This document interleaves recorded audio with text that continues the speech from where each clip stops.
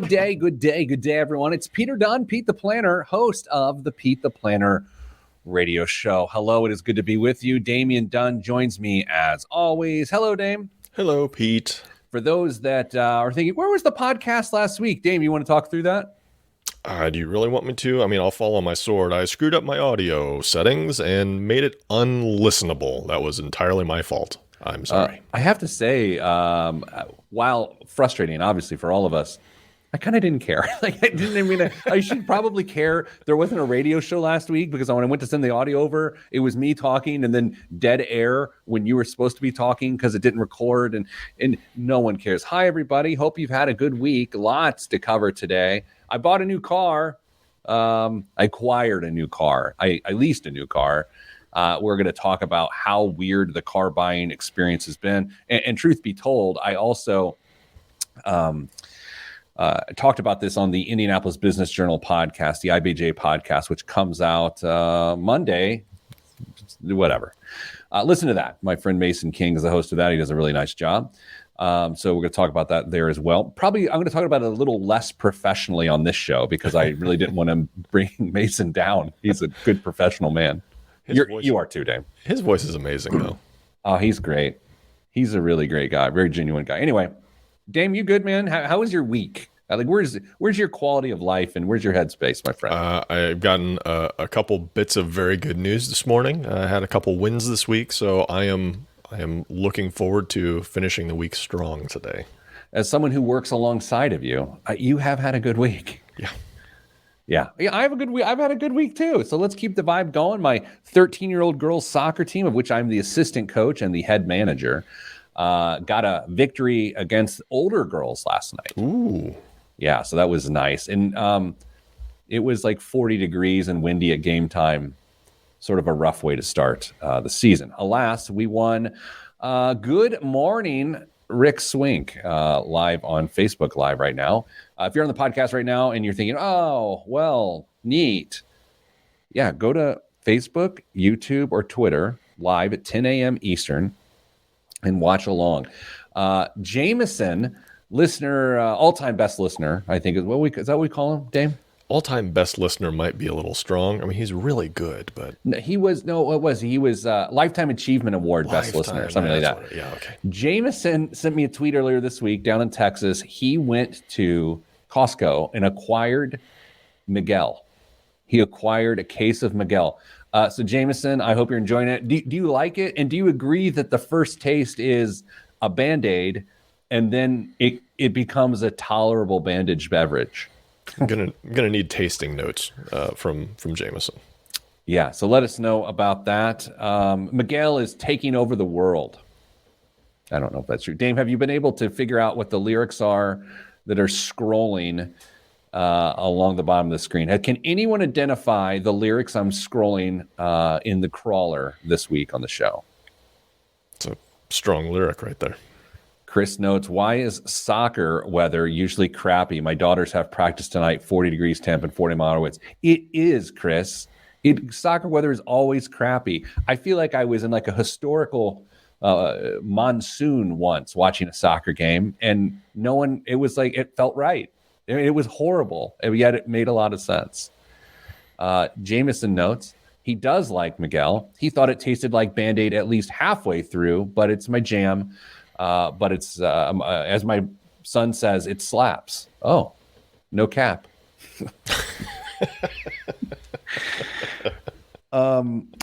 Dame, before we get started this week, I want to give you a report from the front lines of elementary school. Lee says we got to get the show on the road. Lee, my man, by the way, beautiful picture there. Lee, this story, you're not going to want to miss this story. You're not going to want to miss this story. Ted had sex ed at school this week. And so it's called Ready, Set, Grow now. So when you're in elementary school, when you're in fourth grade, Teddy Buckets is learning about how everything works. And so Mrs. Planner said to me, she's like, hey, look, I know it gets a little bit more intense in fourth grade this year. I don't know what he knows. Can you have a talk with him? So we're on the way to soccer practice. And I was like, first off, it's called Ready Set Grow, which is for anyway. Yeah. For a guy, it's just like and I was like, hey, buddy, mom says you got Ready Set Grow this week, and he's like, yeah, and I was like, okay, well, so they're probably going to talk about like puberty. You heard of that? You know what that is? And he goes, you talking about babies or getting taller? And I was like, oh my God. I was like, I didn't know we were going to go the baby. I was like getting taller and stuff. And he's like, don't worry, Dad. I know the names of all of my parts. I was like, okay. And he goes, you know what though? And he said the name of his friend, who I'm not going to say the name of his friend on my show. He said, so-and-so and I have a theory here. And I was like, oh God, what are we about to do? He goes, we think the boys are going to be put in one room and the girls are going to be put in another room. And in the boys' room, they're going to tell us the name of all the girls' parts. And he was like, no, Brittany, Teddy is not Russian now. This is my Ted voice. It's like you have a dog and you have a voice for your dog. You have a voice for like your mother-in-law. I mean, I don't.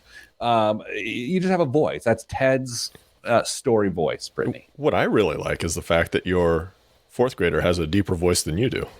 Well, yeah. I mean, when you get that many buckets. Yeah. Dame, what else am I was going to tell something else this week that, I guess we'll just tell it during the show. Yeah. Let everybody enjoy it. I want everyone to know I've got plenty of time for you today. I really do. I'm sort of vibing that way. Wow. I've got plenty. In fact, I want to grab a Miguel. Dame, can you ever entertain everyone while I grab a Miguel? Excuse me. Yep. All right. Everybody gather in real close. Here's what we're going to do. The first time Pete tries to make a joke, I want everybody to reply in the comments, boo, or something. Just kind of really try and see if we can throw him off today. So that's your job. He makes a joke, you boo. All right, I'm back. All right. We had a good little fireside chat there. I always wonder if when I say entertain people, if they do feel entertained after that whole thing. I think there was value. Not funny, Pete. What? What's not funny? Oh, wait a second. Dame, are you telling people to say not funny? Okay. No. Would I do that? Okay. By the way, Rick, I am not always running late. I'm always about a half hour early. Okay, here we go. Don't step on my Miguel opening, Dame. All right. Okay.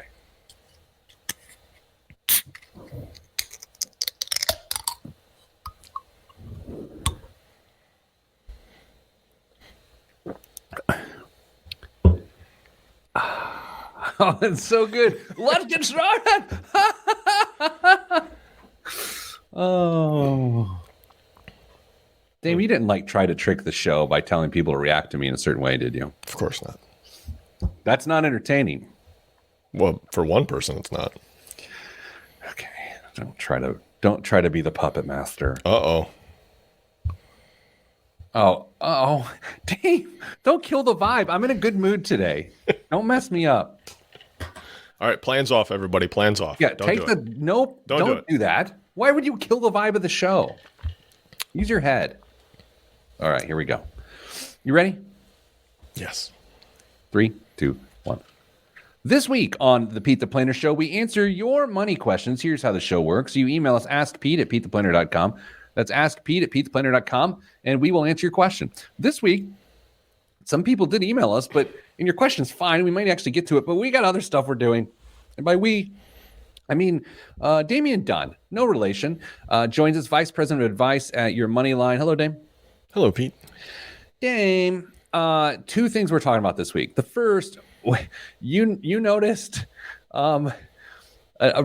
something really interesting that matters a lot to you and I, and it's advisor fees, like how much investment advisors charge for their services. You happened to have noticed you got access to a really high fee that we're going to discuss. Mm-hmm. And we have, it's also a big disclaimer week here on the show. Oh, yes. because we're going to be talking about specific situations, what we don't want you to do as a listener is to think we're speaking in generalities in which we're throwing everyone under the bus. Is that fair, Dame? Very fair. We are also going to cover my car buying experience from this previous weekend, of which I'm going to tell you a story and give you some perspective. And I also want to note that I am not going to be throwing anyone under the bus, but it is worth having a fair and honest conversation about how that all went down. Dame, we're going to go a little chat roulette here. What do you want to do? Where do you want to start? I'm putting it to you live on the air. What are we doing? Let's go with advisors. All right. So, Dame, there are a couple different ways to compensate an investment advisor. Mm-hmm. Oftentimes, they are broken down into two categories, but there are really more than that. But we're going to start with the two major ones. There's what's called fee-based and commission-based. We'll start by describing commission-based. Based on how much you buy, there's a percentage of that deal that goes to the advisor, and that's called commission-based. And the last decade and a half, if not 2 decades, there's been a lot of scrutiny on commission-based advisors as to suggesting that they're going to want you to constantly buy new stuff so they can generate fees from the transactions. And those criticisms are both with merit and to some degree without merit. Why is that? I mean, an advisor should be compensated for the work that they do.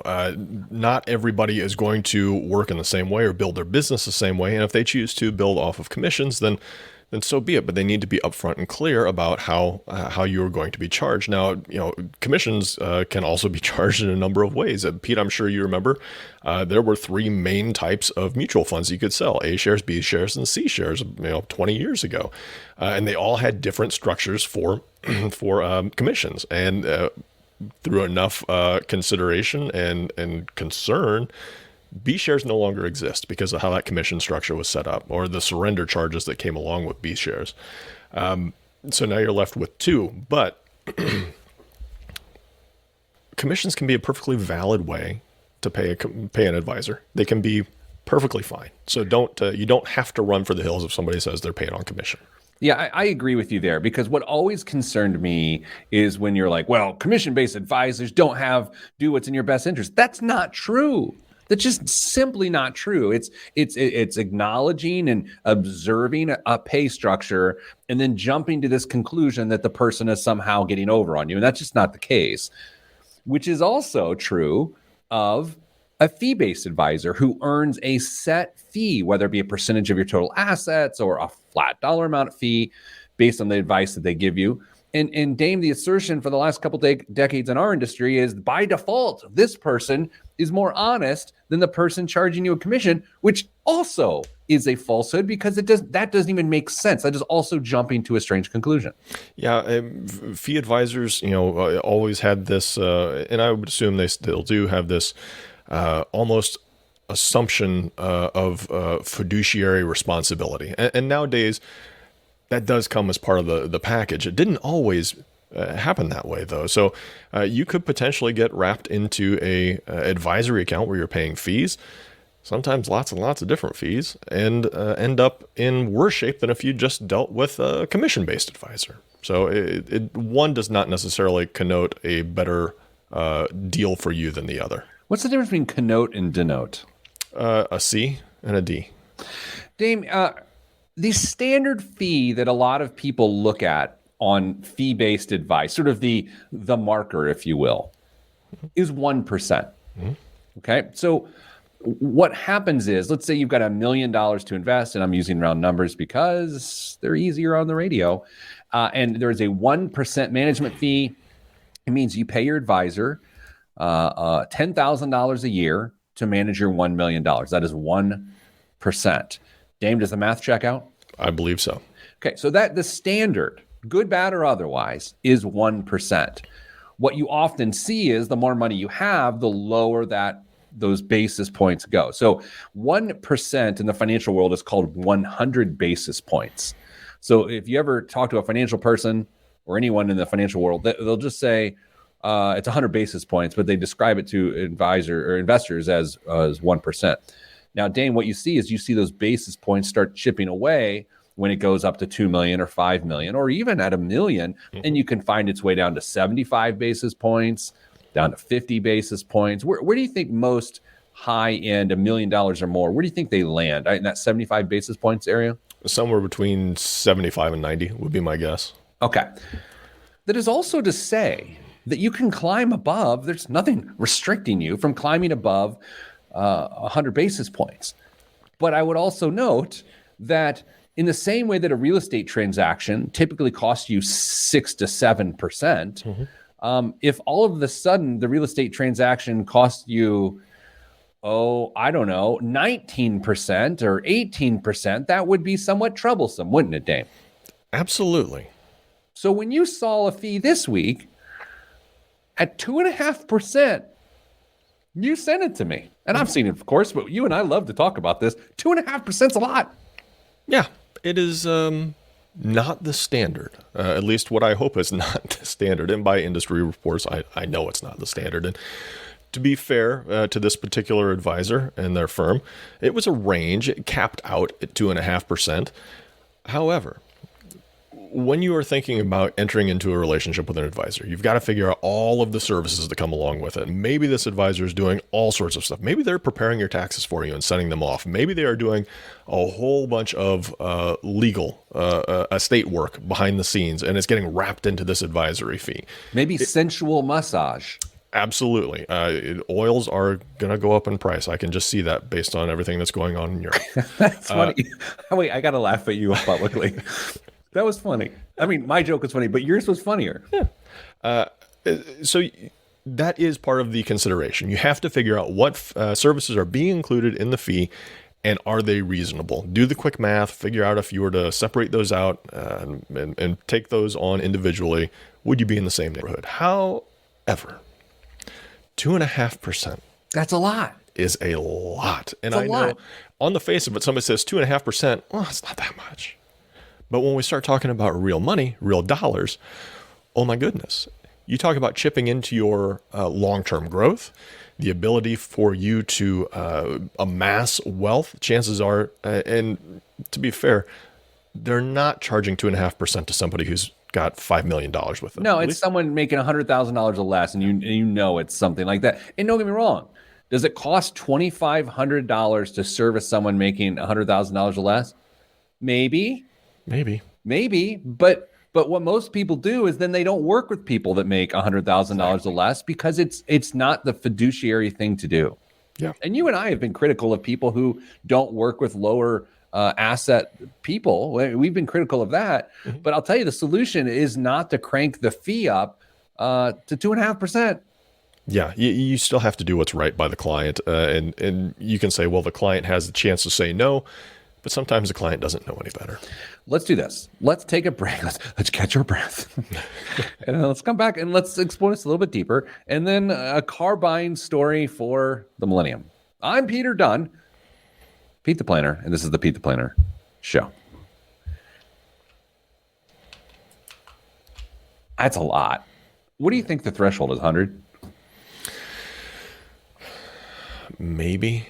But I know other advisors in town, in my area, who routinely charge $125 to people with $250,000. $125 at $250,000. That's a little bit more fair. Yeah. Again, it goes into the services that are being provided and all that. But should I save it? Save it because I have the same thought. Okay. Hey, Craig P. Anderson, everybody. Oh. How to get a great deal on a Porsche coming up. Quite the opposite. By the way, Craig P. Anderson came to a little leadership thing for our little, makes it seem small. I don't know why I did that, but it was an hour and a half. For our executive team, does a great job. Clear Path Coaching. Check out Craig P. Anderson. He fire hosed us, Dame. I've already shared the quote, problems don't age well, twice with two other people. I've shared it twice today. I've shared it obviously problems don't age well. I doubt that's Craig's quote, but I think the value of someone like Craig is that they become a compendium of all of these things. And that was really great. So, Yeah. let's just hit it because I've got spicy thoughts. This could be 2 segments, and then the car buying, which itself is like a 2-hour story. I don't know. Maybe we're getting super Peter this week. Extra long. All right. Ooh. Ready, set, grow. Ready, set, grow. I remember in 4th grade, we call it family life is what it was. And I got home. My mom has told me this story since. I don't remember it, but she has retold it to me because it was so funny. And she asked me what I learned that day. It was at a dinner table. And I said, you better pray that your parents don't have bad teeth. Right? Because on the video, apparently, there was both the parents had like real bad teeth. And then the kid who was part of this family in the video had bad teeth too. Then my takeaway as a 10-year-old was dental hygiene, which is really funny. I can't take credit for it, even though it was me. But it's funny when you're a kid and they're wanting us to understand genetics, right? Sure. They're wanting us to understand like how your body's going to change. And my takeaway was, if your parents have bad teeth, you're screwed. The powers of observation were strong with you even when you were young. I will note, I used to watch all these different videos when you're in kid. That's how they taught you things back in the day. There was this, never mind. That took a turn in my head that I couldn't recover from. Thank God for Miguel.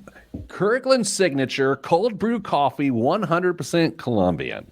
That's the power of Miguel. Me gusta, Miguel. Olivia, if you are listening, I would encourage you to make sure that you reach out to Costco/Kirkland to see if we can get a sponsorship deal.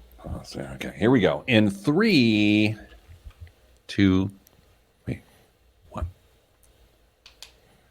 Back on the Pete the Planner show, talking advisor fees. Dame, I am not an investment advisor. I was. You are not an investment advisor. You were. But we're talking about investment advisor fees. The standard in the industry of what to pay your investment advisors is about 1%, 100 basis points. So you take the amount of assets they're managing for you, you multiply that by 1%, and that is typically your fee for their work that year. That is not to suggest that is the end of your fees, because you still have to at times pay fees on the investments themselves. Mm-hmm. If they were mutual funds, there would be things like called 12B1 fees, but that's neither here nor there. Dame, you and I during the break wanted to sort of talk about this, and we quickly said, save it for the air. I have a very cogent thought that I would like to share, but I would like to hear yours first, because we got the same look on our face during the break. So I'm almost certainly going to go a different route than you are. But I remember, I remember the last few years that I was in the game. All the talk was fee compression. It's going down because there's going to be so much competition. You're going to have to figure out a way to bring new clients in. Fees have to go down to be able to work with people and show them they're getting a good deal. I don't think that's been the case at all. I think it's actually potentially gone the other way. Depending on what industry report you see. Maybe that's the case, maybe it's not. But from my, little bits of information I can still get out of my friends who still do this, I don't think fees are any less than what they used to be. And I would guess they're probably maybe 10 basis points higher on average. All right, definitely not the direction I was going. And you're right, in my opinion. There has been fee compression, though, at the institutional level, right? Mm-hmm. Your 401k that you have through your company or your employer, I should say, tons of fee compression there. I mean, a ton of fee compression to the point where it has negative ramifications, in my opinion. And I also have to note I'm biased because we live on the outskirts of the 401k world and the work that we do in financial wellness. Here was my thought, Dame. And this one's not going to gain any friends. Let's go back to real estate for a second. Let's say you put your home on the market and you sell your home and you have a $200,000 home and the fees to sell your home are $14,000. So 7%, $14,000 of $200,000 deal. And let's say you put your home up and it sells the same day. Did your realtor do $14,000 worth of work? Did they add $14,000 worth of value, right? An uncomfortable question to ask in a vacuum. Alas, we are not in a vacuum. We're talking about financial advisors. Dame, if you have $1 million portfolio and your advisor charges you $10,000 to manage it, Dame, where's the cost? Like, why? Well, I mean, how many meetings are you getting? How much FaceTime are you getting with the advisor? How much work it goes into your monitoring your financial plan? And then the other services that could be provided. It does get to a point, though, where you have to ask, all right, how much time does an advisor and his team or her team have reasonably in servicing my portfolio and my financial life each year? Does it add up to be a reasonable hourly rate? Because a lot of advisors do have hourly rates in their ADVs. If you wanted to get financial planning and just straight financial planning, I don't know. It's something that I wrestled with myself for a long time. Was, okay, what value am I actually providing to somebody? If I'm just charging a flat, if I'm getting a flat fee and I'm meeting with them once or twice a year, and the investments are largely taken care of by a rebalancing piece of software, it comes to a point where you have to be very honest with yourself and how you're going to do business. And if you're comfortable with that, then okay, you can do it. Clearly, I'm just playing Satan's advocate, but Wow. I don't know. That got aggressive. Wow. If you say devil's advocate, people are like, yeah, how about Beelzebub's advocate? I think advisors a lot of times absolutely do earn their money, and it is about compressed knowledge is something that I like to acknowledge. So let's overshare. Dame, I get paid to speak for a living from time to time. Mm-hmm. Okay, when people fly me to a place, I talk for an hour and they pay me an amount of money, and then I go home. And I generally have consumed a lot of the local delicacies. Now, if you think, well, is my hourly rate what my speaking fee is? Do I just charge that every hour of my 40-hour week? No, I don't. But it's the compressed knowledge. It's all of the experience that goes into being able to put together the most compelling 60 minutes. And that's why I can charge what I'm able to charge. And so the same can be said about any professional consulting. And if your investment advisor is helping you accomplish something, it's not always just about the time they're using on your account or the time they're selling you on your account. It's about their compressed knowledge. Do you buy that? I do. If you look at, I think Vanguard did a study a number of years ago on the value that advisors provide to their customers and how much roughly it makes a difference in their portfolio. The biggest component, if I remember correctly, to that study was that advisors prevent people from making silly mistakes or Totally. shooting themselves in the foot. I want to say it was like 1.5% is how much value that adds to somebody's portfolio. So if you're charging a percent annually. So if you're charging a percent, they're still coming out ahead on top of whatever services you're providing them in addition to that. Is that always the case, though? Probably more often than not. But do you need a CFP to prevent somebody from making a financial mistake? Depends on what area we're talking about. What I'm saying is, you have to be careful about what you're trying to get out of the relationship. Is it just strictly investment advice? Is somebody just making a running portfolio for you? Okay, maybe have a fee in line for that. Is it complete financial planning and estate planning? That is very valuable for a lot of people, and there needs to be a fee associated with that. That's why you see a lot of advisors now charging separately for the financial plan instead of baking it into the overall fee that somebody's paying for investment management. So make sure that you understand what you're paying for, what you're getting, and what you hope to get out of it. There is value in working with an investment or a financial planner. We've encouraged people to work with financial planners from the first time I was on this show. So it's not we're anti-financial planner at all, but this is more of a plea to make sure you understand what you are getting for the fee you're paying and that you're comfortable with it. And if the fee is 2.5% because you don't have enough to invest, unless you're like, I have to be with this investment advisor because they're bringing me so much more value, it's likely that they're charging you 2.5% to justify working with someone like you. And that sounds horrible, but it's likely you should work with someone else. I mean, that's okay. That's an honest conversation, and no one should feel bad about that. The investment advisor shouldn't feel bad about it. You as the client should not feel bad about it. I should not feel bad talking about it. And it really plays into what we're talking about next. So I sold my car this weekend to a car dealer because I didn't want to list it privately, because I didn't want to my expectation. I did not want to deal with that. So I took less money that I could have gotten selling it myself. And some people think that, like, well, you could have just taken the time. I didn't want to. I don't want a brownie recipe. I want to make a box of brownies, and I will pay a premium for a good box of brownies because I don't want to make them myself. So coming up after the break, we're going to talk about one of the strangest consumer experiences I've ever had. It lasted north of 10 hours this weekend. All of that is next, right here on the Car Buying Experience. I'm Pete the Planner. I haven't told you anything about my experience, have I? 10 hours? Just relax. I don't. Settle down. Has anyone figured out what the lyrics are this week? Dame, this is how I know that, like, we aren't related. You know, sometimes people are like, come on, you're definitely related. We're not related because you don't know these lyrics. No. Anybody? Bueller?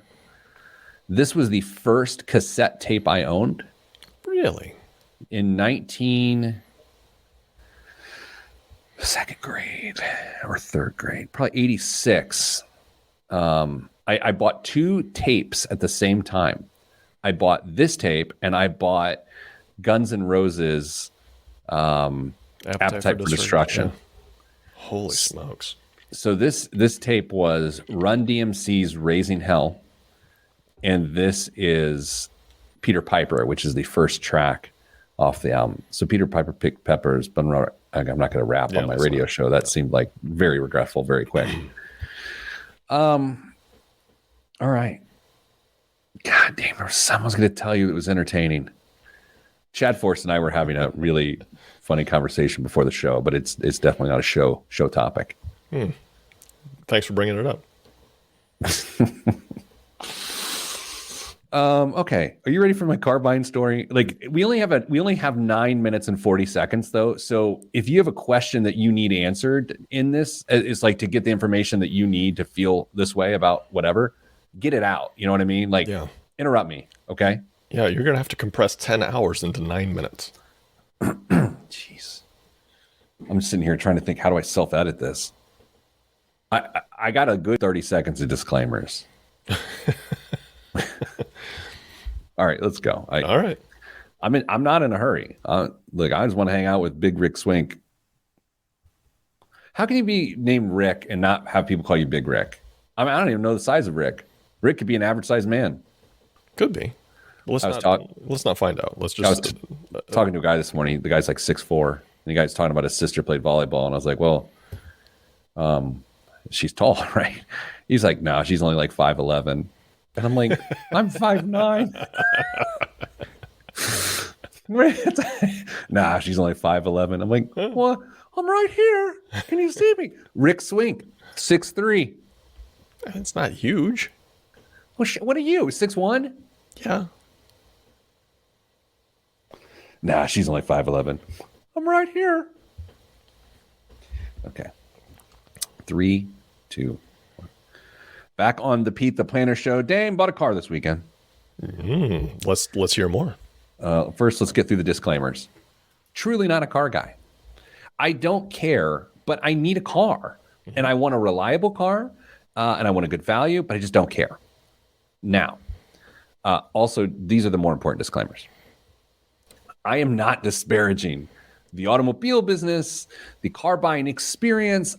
My comments today are primarily going to revolve around supply and demand and how that has severely impacted the consumer experience. Mm-hmm. I'm going to tell you a firsthand experience of what I went through. I am not necessarily right. My observations are my observations and my perspective, and I blame no one for what I went through this weekend. Is that fair? Like, what I don't want is like someone in the car dealership world to email me and think that I'm disparaging anyone other than just sharing my experience. Do you feel like that's clear? I've wasted a minute on this. Do you feel that's clear? I am so excited to see where this goes. I left my home at 8:45 a.m. on Saturday morning, and I said to my wife, I have basically 2 months to find a new car because I have a lease. I'm coming off of a lease. I gotta be done. So I go out to the first dealership. I arrive at 8:59. And they open at 9. Mm-hmm. This is the car that I thought I wanted. I walk around the lot. They don't have any of those cars. In fact, as I'm looking around the lot, I could not see a single new car that they had on the lot. And I thought to myself in my micro calculation, oh boy, this seems like a problem. So I did have some time constraints in 2 ways. I had 2 months to get this done. Mm-hmm. And then I quickly realized that this was not going to be an easy process, which that feeling gathered as the day went on. And so then I thought, this is actually the only day, truly the only day, because soccer season's starting. Mm-hmm. This is the only day I have in the next 2 months to dedicate hours to this. And that is not an exaggeration. So I went to the next dealership, talked to a guy, got into a car. He said, do you want to test drive it? And I said, look, I got 2 months to make this decision. He said, I feel you. Come inside for a second. I was like, okay. I'm a good customer in the sense that I'll let someone do their job. I'm not going to try to jump in front of it. He said, look, at this point in time, that is the only car I have on my lot. And it came in late last night. He said, are you looking for a new car? I said, well, I'm looking to lease. And so he said, okay, so yes. He said, at this point in time, people are ordering what is going to come in the next 30 days. He goes, so if you want to look at my list and see if something that catches you, if you like it, you can put money down on it. If not, when you come in tomorrow, it's probably not going to be available because there's so much demand and so little supply. And he said, and I want to tell you something else that is unique to our dealership or to our brand, is that most of our wire harnesses are made in Ukraine. And these other dealerships or these other car manufacturers are in the same boat. He said, so our supply is getting worse. And Damon, this conversation, this quickly turned into not a guy trying to sell me a car. This turned into a guy saying, hey, look, I just want you to understand what you're up against based on what you shared with me. Wow. So you see the complexity of this already. Yeah. So this is 30 minutes in to my car buying expedition, of which I told my wife I'd be home by 11 a.m. So I'm like, you know how I am. I love information. And when I get information, I synthesize that information so I can move forward. And so at this point in time, at 9:30 a.m., I'm like, it's happening today. And it wasn't about, it wasn't about me wanting a new car. It was a practical decision. And so then I went home briefly. And I shared with Mrs. Planner what my plan was. And what I also ended up doing was blowing up her Saturday, right? Because now she's with the kid. Like, I just blew up my whole family Saturday. So I go down to the south side of Indianapolis. That doesn't really matter. I wish I hadn't said that. And I went to a dealership of which I thought I wanted to get that type of car. But in the meantime, as part of this, to make this work, I had to buy out my lease that same day, 2 months early, and then find a place to sell that car to. And so I'm doing this on the fly in the car. I find a dealership on the south side of which I could sell my car and make $9,000 based on the residual value of this lease. So that in my head, that is a done deal. But I can't do that deal until I do the other car deal, because it was possible that day I ended up with 2 cars on the south side or no cars on the south side. And the goal was to come up with 1 car on the south side. Dame, you and I are a lot the same in one capacity here. We love a complex problem. Oh, yeah.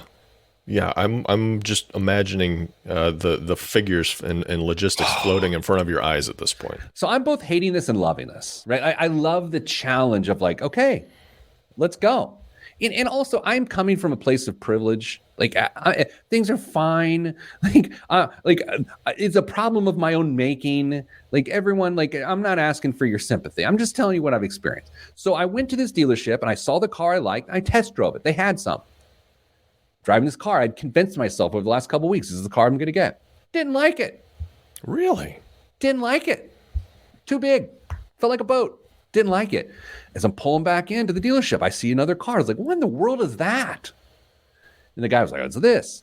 And I was like, what is that? And he's like, well, it's the 23. Yeah. And it looked exactly like the car I was about to sell down the street. So I was like, well, let me look at that. He's like, you want to drive it? I was like, yeah, let's drive it. He goes, like, this is the first one we've had. So I start driving it. I'm like, I want this car. Like 10 minutes in. So I get there at 2:30. By 2:45, I'm like, I want this car. I leave that dealership at 7:30 at night with my new car. And it took 5 hours for me to get this car. Credit problems? No. But a different show, different topic. I did get to sit there for 5 hours and watch other people navigate the car buying process, which that starts to feel judgmental. So that's not the point of the story. Here's where it got. There were some fees associated with it, market price, adjusted market pricing, all of this. And I was like, man, I don't know. And I wasn't playing like leverage guy. I was just like, what can you do here? Because this doesn't make sense to me. And the guy looked me straight in the eye, the finance manager, and he's like, turn around. I was like, I'm on hidden camera. I turn around. There's dozens of car buyers. They have 3 cars on the lot. He goes, if you don't buy this, someone else is going to buy it. And you're back in the same position. And like this, again, not a sales technique. Sounds like a sales technique. Could be a sales technique. And I was like, I did more math. I got more information. I was like, you know what? He's right. And if I go 2 more months leasing my car, I'm going to be in a worse position with less time to deal with it. So I did the deal. And I still ended up in a good spot. I got a nice car that was a lot cheaper than my last car. I think it's a good idea. I get better gas mileage. I can use a lesser quality fuel. And I made $9,000 on the day. But Dame, the car buyer, has less than 0 leverage right now. No leverage whatsoever. And it's going to get worse over the next couple months. If you have to buy a car, first of all, make sure you have to buy a car. Make sure you have to absolutely do it. And if you're thinking, well, that's why I buy used, that market's actually worse. I mean, you didn't technically have to buy one. You could have just bought your lease out and kept it. True. But I did the math, okay, a spreadsheet, that suggested that my better bet was to buy it out at its peak, sell it at its peak, pocket $9,000, and then release another car. So anyway, the takeaway is this. The dealership did nothing wrong, but it was a horrible experience because I sat there for 5 hours with perfect credit, like an 840, right? And I had money, and it took 5 hours after I said yes. It was wild. Yikes. I know. Then I was leaving. The guy was like, "Oh, you're going to get a survey to say how this experience went. If we get anything less than a 10, we fail." And I was like, "We have a relationship now. I've been here for 5 hours. I've spent more time with you this week than my kids. How can I give them?" So after the break, I'm going to talk about like how do I score these people given that I was there for 5 hours? All right. Because I'm not trying to get anybody in trouble. That's next on the Pete the Planner Show. I'm Pete the Planner. Was that the least you've talked in a segment since you've been on the show? Yeah, I think I said or groaned to like 10 words. Yeah. Sorry. It's all right. But I mean, it's sort of the narrative. So I guess I want to talk about this on the air, but I don't want to give, I'm not a Yelp man. Like, I'm not like, this person offended me. I don't want any part of that. But it was also not great. Sorry, Rick. I'm not going to tell you what type of car. Actually, I will. It's a Kia. It's a Kia Sportage, a 2023. I don't know why I wouldn't tell. I mean, who gives a crap? It's nice. It's super nice. It's exactly like my old car, which was a luxury car, but I don't care.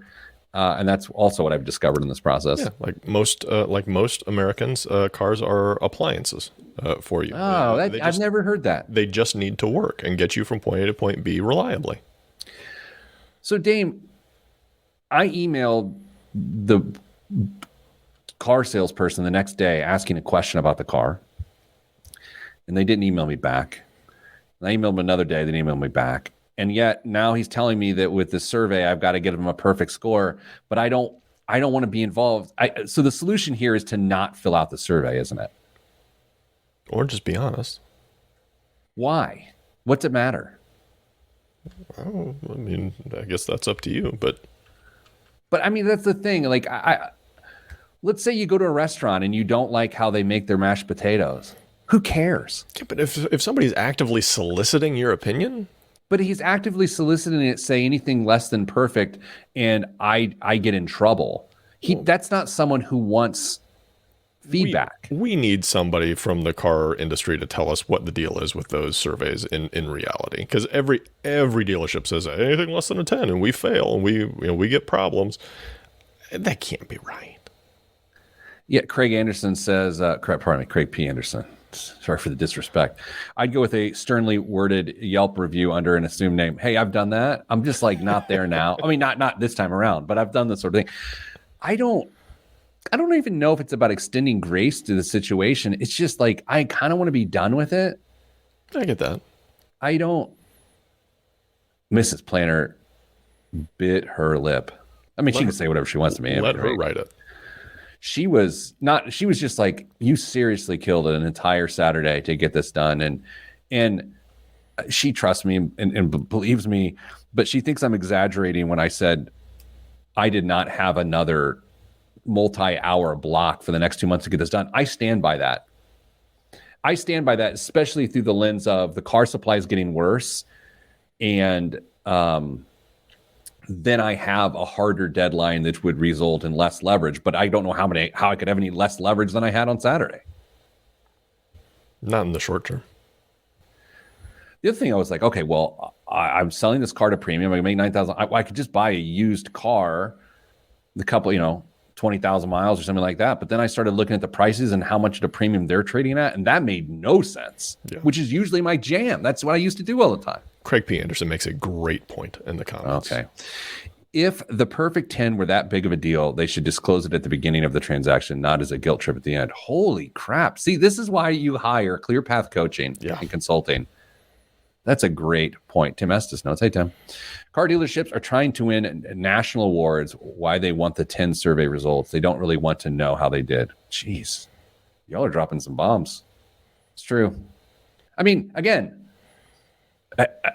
maybe it's true. I'm not trying to throw anyone under the bus. I just like as a car buyer, as a consumer, it's weird when you've been on one end of the spectrum in terms of leverage, and you end up on the other end in a couple year period. And I understand the dynamics of the situation, but Dame, it's not like you go in to buy a pizza and they're like, hey, it's $9, and I go, I'd like to pay $7.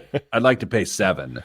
But what this is saying now is, hey, the pizza's $9, but we're actually going to charge you $11 now. That's what's weird. Yeah, I mean, it's got to be tough to a certain degree for the salespeople on the floor too. I mean, they've got zero inventory to show people around, and you're selling stuff off of receivables at that point.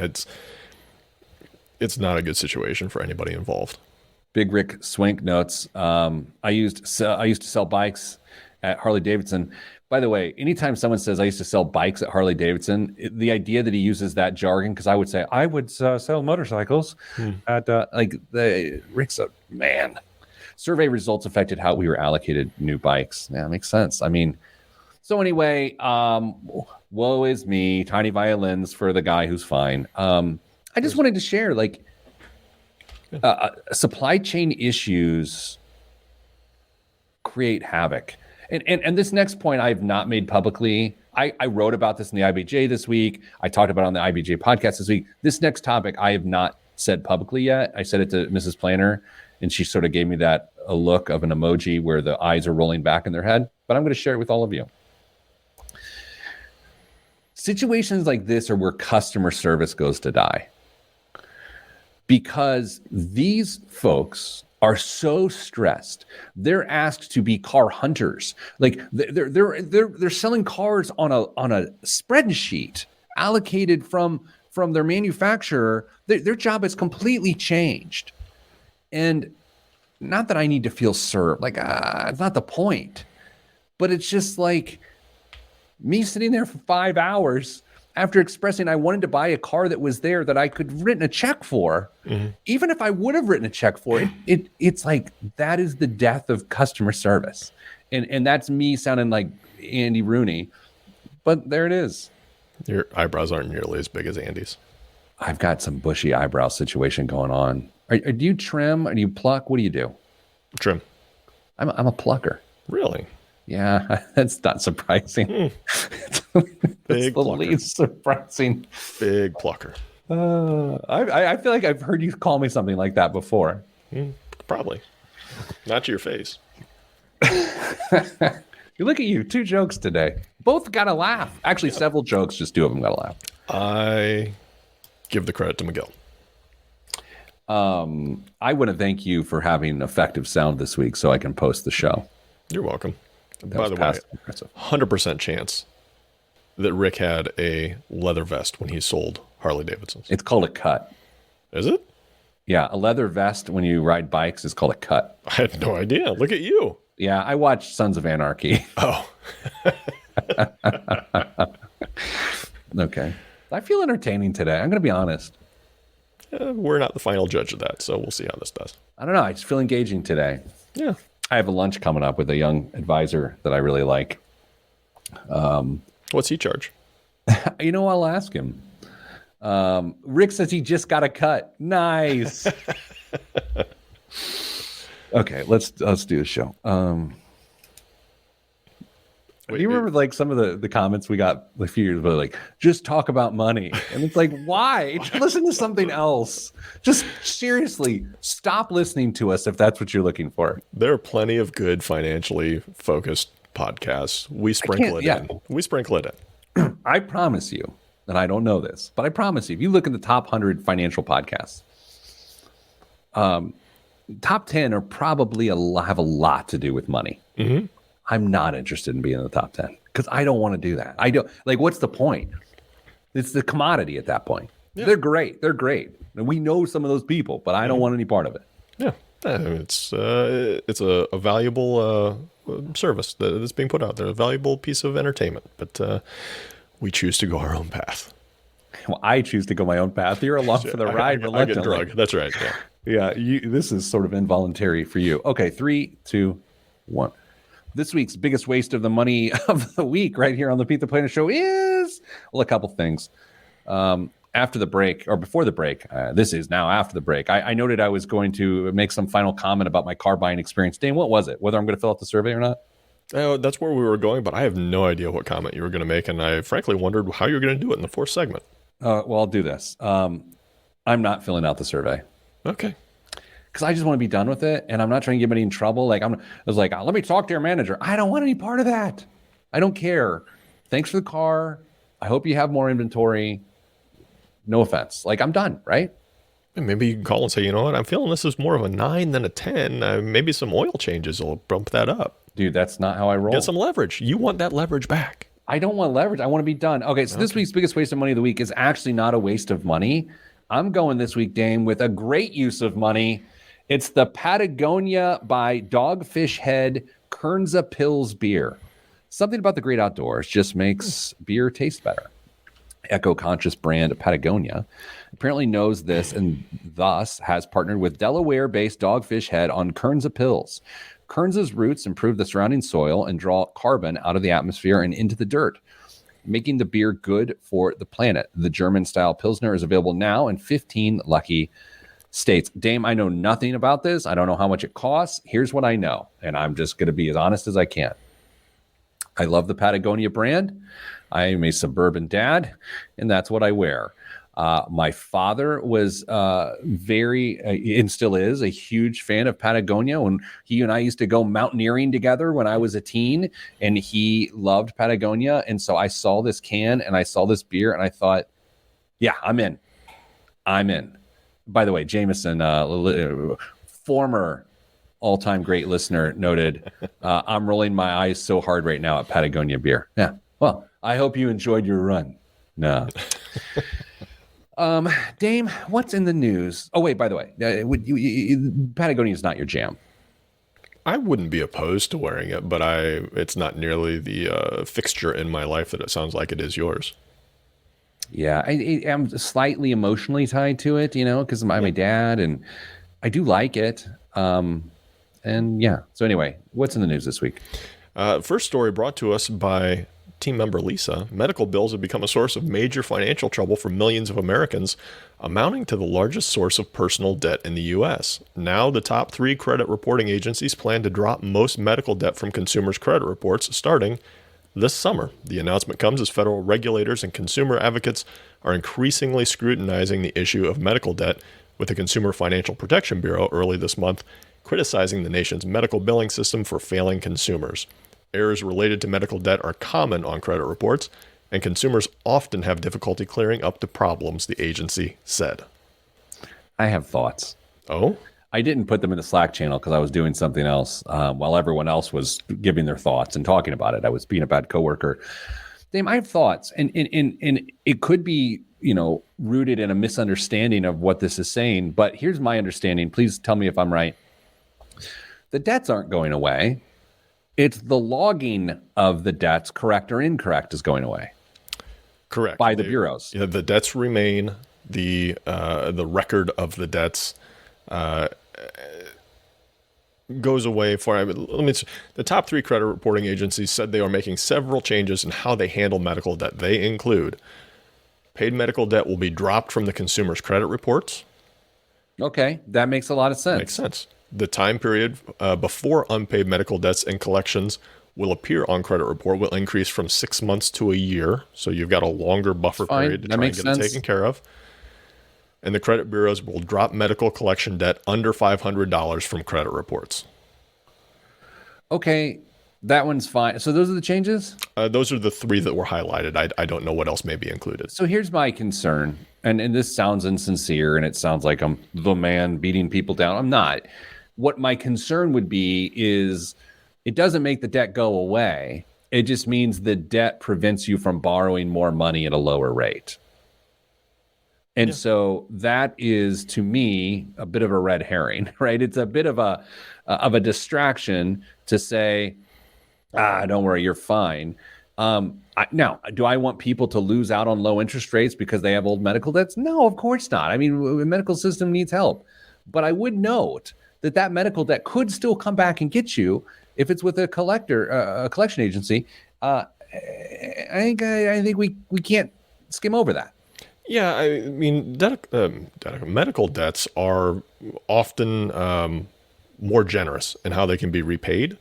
So I could see how having a lingering piece of information like this on your credit report could be detrimental to some of the other things that just need to be taken care of in your financial life that require some debt.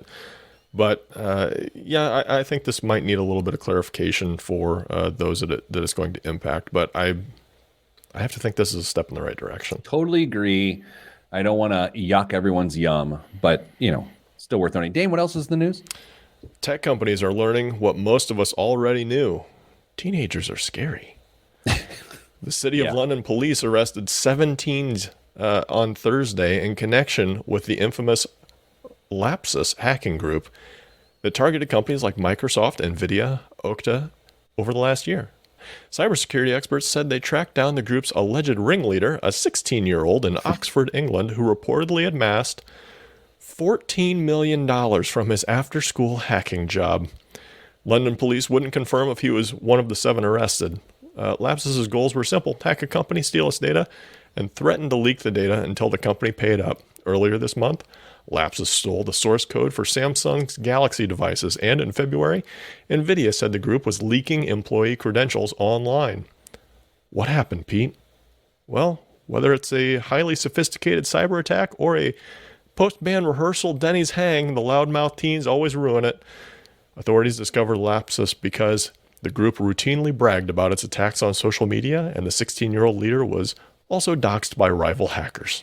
Was that your copy, the Denny's part, or is that something from someone else? I totally lifted that from the original person who wrote it.